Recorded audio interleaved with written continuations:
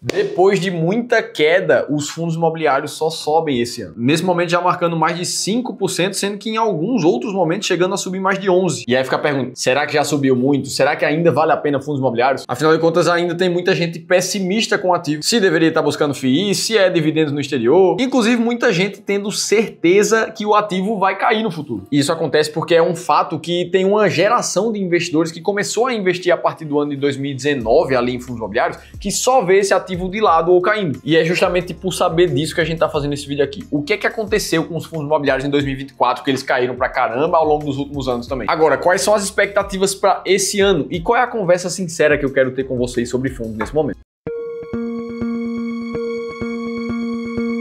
Boa, vamos lá, e para a gente entender como é que estão os fundos imobiliários esse ano, a gente precisa olhar para o que aconteceu o ano passado, que é um cenário completamente diferente. Até porque se a gente faz um exercício de voltar para mais ou menos um ano atrás, no começo de 24, a expectativa que a gente tinha é que a taxa Selic no ano passado caísse pra caramba e caísse forte. Foi justamente naquele momento, inclusive, que o mercado de fundos imobiliários bateu um recorde de novos investidores, chegando ali a 2,7 milhões. E nesse gráfico aqui da época, a gente consegue ver essa diferença. Essa linha azul escura mostrava a curva de juro futuro no começo de 2023, janeiro de 2023, esperado ao longo dos anos. Ou seja, o esperado era que a Selic ficasse em torno de 13% ao longo dos próximos anos. E aí o tempo passou um pouco mais e logo um ano depois, em 31 de janeiro de 2024, a expectativa é que o juro futuro, na verdade, baixassem pra caramba, chegando a bater a casa de 9,5% ali em 2025, voltando pra casa de 10,5% ao longo dos próximos anos. Ou seja, a expectativa da Selic, que é o juro futuro medido pelo mercado aqui, saiu de um patamar de expectativa mais alto para ir migrando ao longo do começo de 2024 a uma expectativa de Selic mais baixa ao longo daquele ano. E é natural que, como o mercado financeiro fica sempre tentando adivinhar o futuro, ele fica incorporando as informações que ele já tem no preço. E foi justamente por isso que, quando a expectativa dos juros mudou ali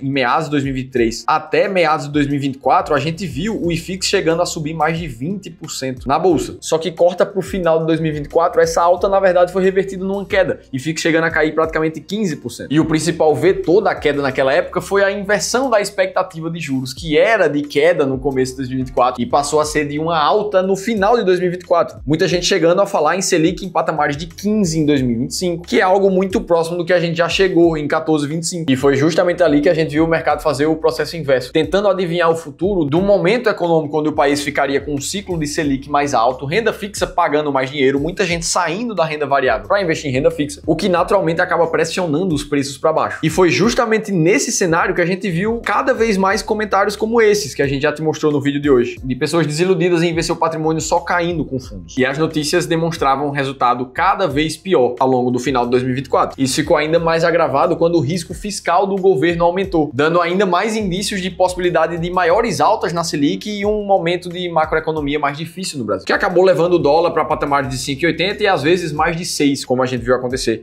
no começo desse ano. Só que aqui fica a pergunta, Felipe, se a situação já estava tão ruim para os fundos imobiliários, por que esse ano eles só sobem e sobem forte? E aqui a gente consegue elencar alguns fatores que fazem o otimismo dos fundos imobiliários começarem a voltar para a conta. E assim, vamos ser racional aqui. O primeiro e principal fator é que os fundos imobiliários eles caíram para caramba e ficaram muito abaixo do valor justo da maioria deles. Não é nada incomum a gente olhar hoje os dados dos fundos imobiliários e encontrar boa parte desses fundos ainda com preço por valor patrimonial muito abaixo de 1. E eu não estou falando de 1 ou 2 fundos imobiliários, não. Eu estou falando da maioria dos fundos de mercado em patamares de PVP baixos assim. Ou seja, é natural que quando um ativo está descontado demais, é que já existe muito pessimismo por aquele ativo ali. No momento que a gente coloca só isso aqui de expectativa mais positiva, de outra forma, é natural que a alta venha um pouco mais forte, descontando esse preço que já estava sendo batido demais. E aí, fora isso, a gente teve alguns tons de macroeconomia que acabaram ajudando o mercado de fundos também. O próprio Lula, que voltou atrás e passou a ser a favor da autonomia do Banco Central, sendo que lá no começo de 2023, no início do governo, a narrativa, na verdade, é que ele iria rever a autonomia do banco. Isso é visto de forma muito negativa pelo mercado e é natural que os ativos de risco caiam em riscos políticos e econômicos como esses. Fora isso, a gente viu o próprio Fernando Haddad prometendo novas medidas de corte de gasto em 2025 e a gente não tinha visto falar de forma mais séria em corte de gastos até o começo desse ano. Na verdade, a narrativa do governo era muito mais de que gasto é vida e o próprio Lula não estava convencido de que o corte de gasto seria realmente necessário. E se tem discurso falando um pouco mais a favor do corte de gastos, é natural que na outra ponta a gente comece a ver reviver um pouquinho de otimismo com queda da Selic, já que com o fiscal um pouco mais controlado, fica um pouco mais fácil de tentar controlar a inflação e assim ter mais espaço para queda de juros no país. Então o que a gente vê claramente aqui, tanto no começo de 2024 como no começo de 2025, é uma mudança de narrativa, de positiva para negativa, depois o contrário, e a gente vê a alta dos preços nesse momento. Ah, Felipe, então se a gente for observar as projeções, a gente consegue surfar melhor esses movimentos do mercado financeiro? Na verdade, o que a gente está fazendo aqui é entendendo o porquê desses movimentos do mercado. Só que depois que o movimento aconteceu, é sempre muito fácil de você narrar e explicar, que é o que a gente está fazendo aqui. O fato é que tentar prever o futuro, tentar fazer essas projeções, quando a gente olha para dados, na verdade, não funciona. O próprio mercado financeiro errou 95% das projeções sobre a economia e sobre a bolsa desde 2021. Então não existe intenção nenhuma de, com um vídeo como esse aqui, tentar adivinhar o que é que vai acontecer no futuro para a gente surfar esse movimento. Tá, Felipe, mas depois desse respiro que aconteceu aqui, será que vale a pena continuar investindo em fundos ou será que eles vão voltar a cair como foi ano passado? O que é que eu devo fazer ainda esse ano com a minha carteira de FIIs? É exatamente isso que a gente precisa conversar aqui. E o que eu vou te mostrar aqui são respostas baseadas em estratégias fundamentadas em dados e que já funcionam há décadas. Agora, é óbvio que cada caso de um de vocês que está assistindo esse vídeo aqui é diferente. Agora, se você quer uma resposta específica, focada na tua realidade, no teu contexto de vida atual, nos teus objetivos, no teu contexto patrimonial, aí você precisa falar com um dos nossos especialistas aqui do Clube do Valor. A gente liberou mais algumas sessões onde os nossos especialistas vão fazer uma análise detalhada da tua carteira de investimentos atual e entender como é que você pode investir melhor com base em estratégias que já funcionam há décadas. Para você participar de uma conversa como essa, é 100% gratuito. A única coisa que você precisa fazer é ler esse QR Code que está aparecendo aqui na tela em algum lugar ou clicar no primeiro link da descrição do vídeo. E aqui eu preciso resgatar um conceito do livro Investindo em Ações por Longo Prazo, um dos livros mais famosos do mercado financeiro, do Jeremy Siegel. Já fica a indicação de leitura. Esse é um dos vídeos que mais mudou a minha mentalidade como investidor. E num dos gráficos mais relevantes do livro, ele mostra qual é a probabilidade de você ganhar ou perder dinheiro a depender de quanto tempo você fica com uma ação na carteira ou até mesmo com renda fixa. Vamos trocar ações aqui para ativos de risco, já que a gente está falando de fundos imobiliários e acabam entrando num risco similar. Ora, se você segurou um ativo de risco na tua carteira por uma janela de 1 ano, a sua probabilidade de retorno ela varia pra caramba. Em alguns dos anos você chegou a ter 66% só naqueles 12 meses de retorno, em outros anos você chegou a perder 38%. O que é relevante aqui nessa imagem? Quanto mais tempo você segurou um ativo, como por exemplo num período de 10 anos, a rentabilidade esperada nesse período foi de 16,8% ao ano ou de menos 4% ao ano. Ou seja, a sua chance de perder dinheiro já foi muito menor. E quanto mais longo fica esse período de espera, esse período de manter os ativos na carteira, o que a gente percebe é que não tem mais como perder dinheiro na renda variável, por exemplo, para quem ficou com 30 anos com esses ativos na carteira. E por que eu tô te dizendo isso no caso de fundos imobiliários? É natural que a gente ache ruim quando um ativo passa 2, 3, 4, 5 anos, às vezes, de lado ou caindo devagar. Mas a gente também precisa lembrar que um ativo que teve um retorno de 10% ao ano numa janela de 30 anos, isso não quer dizer que ele teve 10% de retorno todos os anos. E quando o tempo vai passando, a gente começa a perceber que esses momentos de baixa, esses momentos de preço por valor patrimonial mais baixo, são os melhores momentos para a gente pensar em aumentar nossas posições,